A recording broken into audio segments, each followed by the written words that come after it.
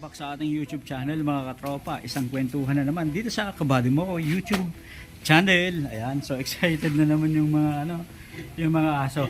Ngayon mga katropa is day 21 at galing lang natin mga katropa sa Baguio sa seminar.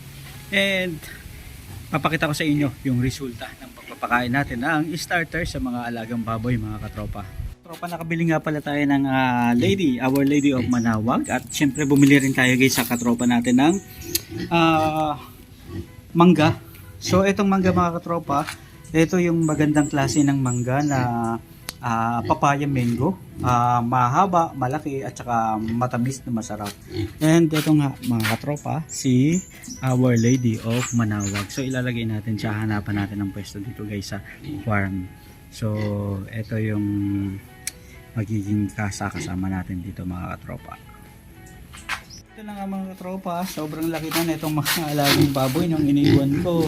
So ngayon talagang magaganda na guys yung katawan at kitang-kita na talaga natin yung yung resulta ng pagkain natin sa mga alagang baboy na mga talagang maskulado ng tingnan yung mga alagang baboy. At ayun nga mga katropa. So nakita nyo naman yung katawan na itong mga baboy na to before tayo umalis mga katropa, pero ngayon talaga mga bundat na at mga maskulado na mga katropa. Ang lalaki na ng katawan, ayan, talagang matitikas na, solidong solido yung katawan nila. So ibig sabihin halos parehas rin naman talaga yung resulta sa katawan nila. So etong pinapakita ko ngayon mga katropa, ito yung bimig na alagang baboy natin na ang kinakain nga ay bimig, so landrace na to. And dito naman sa kabila, yung large white natin na kumakain naman ng pigrulac. Ayan. So, ito yung kasama natin na nag-aalaga ng baboy. Ayan, nahiya. Ayan guys, malalaki na na. So, biglang lumubo na yung katawan. Parang maskulado na Ayan guys, tingnan nyo. Abilog na yung mga katawan. So, pwede nang gawing inahin. Hindi, joke lang mga katropa. So, pwede na, pang lechon na talaga itong mga ganitong size. Siguro mga mga nasa 18 to 22 kilos. Mga ganyan. So, pang lechon na talaga itong mga katropa. Mga medium size lechon. Ayan. So, pwede na to. Pero kapag kinatay ito mga katropa, sobrang laki na ito. Kasi dati, mas maliit pa dito. Nagkatay kami mga piglets. Ayan. Tapos kinatay namin, ginawa namin lechon. So, ito guys. Ayan. Tingnan nyo, napaka-tatakaw na rin. Sobrang lakas na rin talaga kumain. So, ito guys, pigrulac. Talagang dito natin makikita kung talagang super healthy guys yung mga alagang baboy. Ayan, talagang pulidong-pulido yung pagkain. Ayan guys, so maganda kapag ganyan na makikita natin na talagang yung baboy and talagang nakikita natin guys yung resulta sa katawan. Sobrang happy ako guys na makita na ganito yung mga alaga ko. Yung sa bimig natin, ayan.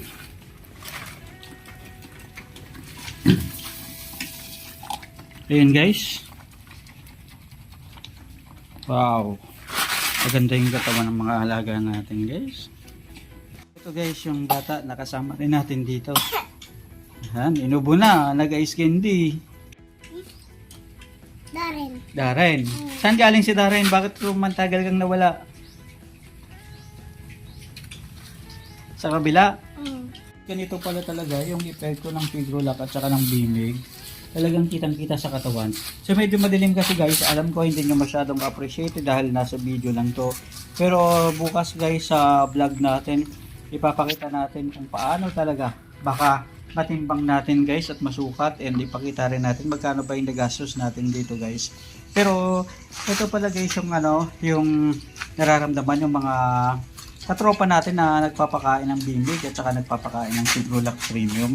Talagang totoo nga guys na nakikita sa katawan ng mga alagang baboy yung mabilis na paglaki at pagbilog, lalong lalo na sa pre-starter period mga katropa. So ayun guys, mabilog na talaga yung katawan. At ito pa guys yung isa. So Ayan, dito sa kaliwa is Pigrolac, dito sa kanan is Bimig. So, ganito yung epekto guys ng pre-starter. So, ibig sabihin, ng starter pala. Ibig sabihin guys, 2 linggo pa lang natin pinapakain ng starter to. Pero, talaga, yung pag-improve ng katawan ng mga alaga, kitang-kita natin. By the way guys, ang pinapakain pa dito is 700 grams per day. So, ibig sabihin, this time, mag-a-adjust na tayo guys. At i-increase na natin ng 1 kilo per day mga katropa. Starting bukas, magi-start na tayo mga katropa ng 1 kilo pagdating ng day 22. Talagang sulit mga katropa yung Pigrolac at Bimig kahit mahal mga katropa. So yung Bimig 2,025 ang bili natin and yung Pigrolac naman 1,970. So pero kung ganito naman guys at kayo bilang magbababoy, makikita nyo yung resulta sa katawan ng mga alaga nyo, talagang super happy at matutuwa kayo mga katropa. So sa atin kasi lalong lalo na kapag maliit pa yung baboy, mas na-appreciate natin guys kapag biglaan natin nakitang naging lumobo yung ating mga alaga. And pagdating guys sa katawan ng mga alagang baboy, talagang nakikita natin yung bilugan na sila and yung sa puwitan nila talagang bumubukol-bukol. Masaya na tayo guys bilang isang magbababoy kapag ganun yung nakikita natin sa ating mga alagang baboy. Importante kasi guys na talagang yung pinapakain natin, nakikita natin guys yung resulta. Happy tayo sa ganung sistema. And eto nga mga katropa, halos sa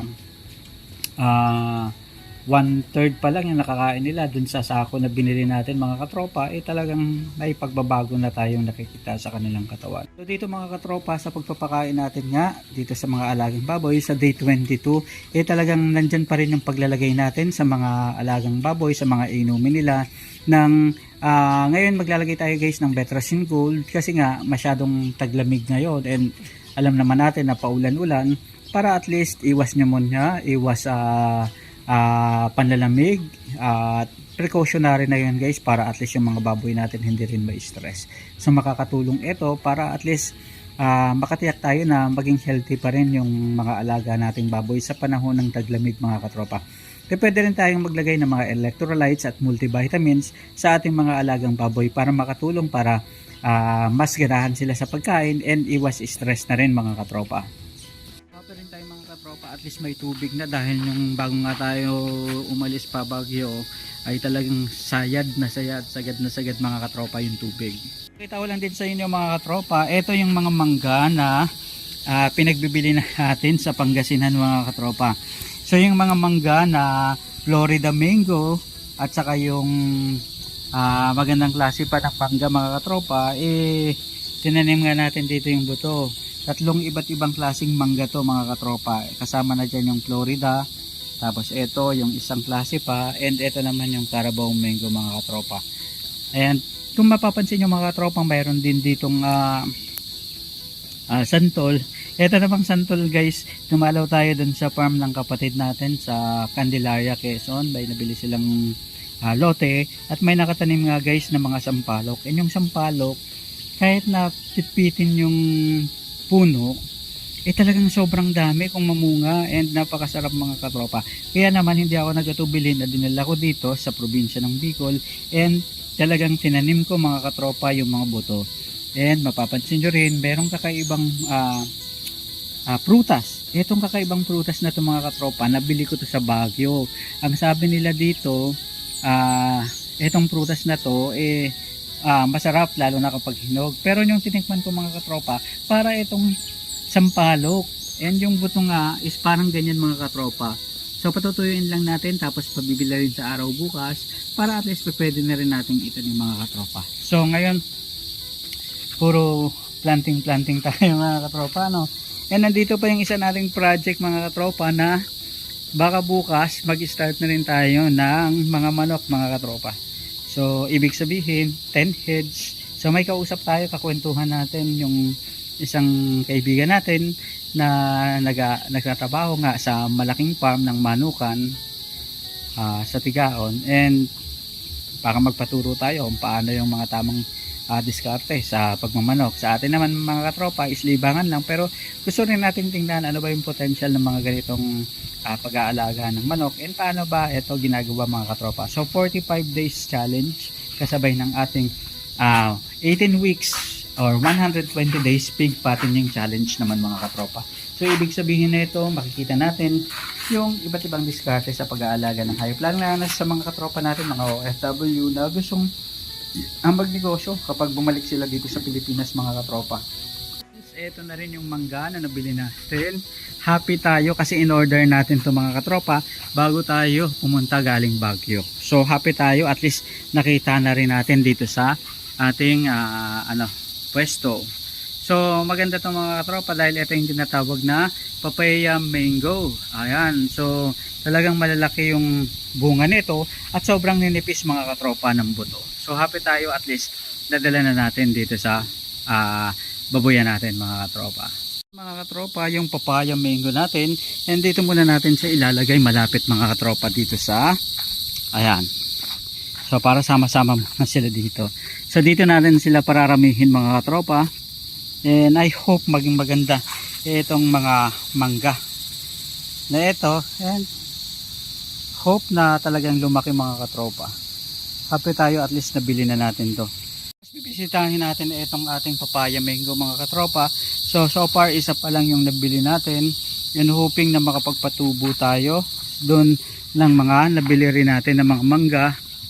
Ito mga katropa, so meron naman tayong Carabao mango, meron tayong Florida mango, at itong isang klase pa mga katropa. Mga katropa, hindi tayo satisfied kung wala si Our Lady of Manawag mga katropa. Mga katropa, nasa tao ang gawa, nasa Diyos ang awa, so dasal lang mga katropa.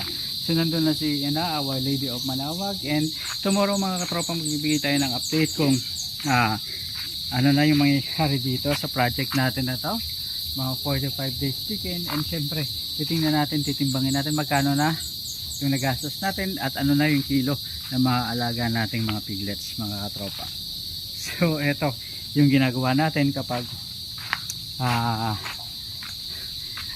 wala tayong pasok sa school, and libangan lang mga katrops.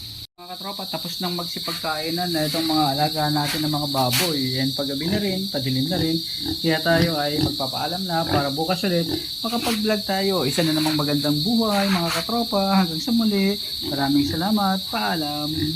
So guys, ayan, mukhang aabutan pa tayo ng ulan dito eh. Ayan, so may kalabaw dun sa taniman ng palay mga katropa, at sabi nga nila, basta tayo trabaho lang and tuloy-tuloy lang sa pangangarap mga katrops. Walang sukuan, diretso na to mga katropa. So hanggang sa muli mga katrops, maraming salamat at paalam.